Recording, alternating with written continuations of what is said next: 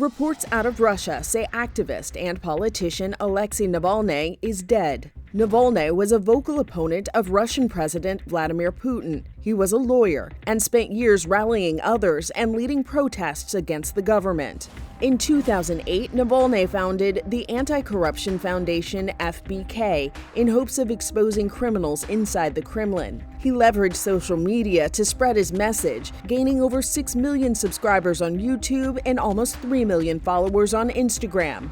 Navalny came in second in the 2013 Moscow mayoral race, losing to a Putin appointee. A few years later, he ran for president against Putin. In both 2013 and 2014, he was convicted of several counts of embezzlement. The European Court of Human Rights later ruled that the cases violated Navalny's right to a fair trial.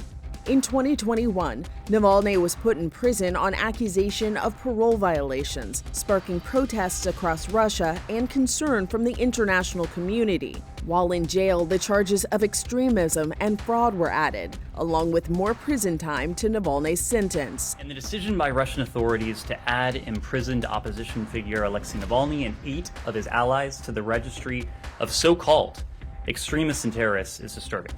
Mr. Navalny remains imprisoned on politically fabricated grounds. We have been consistently clear about that. We call again for his immediate and unconditional release.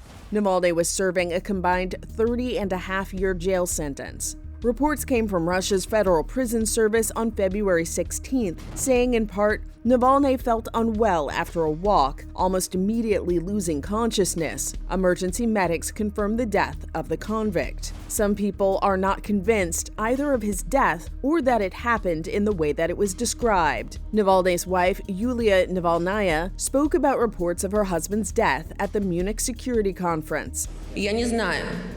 I don't know whether to believe the news or not, the terrible news that we receive only from government sources in Russia. Because for many years, and you all know this, we cannot trust Putin and the Putin government. They always lie. She went on to say that Putin and his government bear responsibility for what they did to our country, to my family, and to my husband. Alexei Navalny was 47 years old.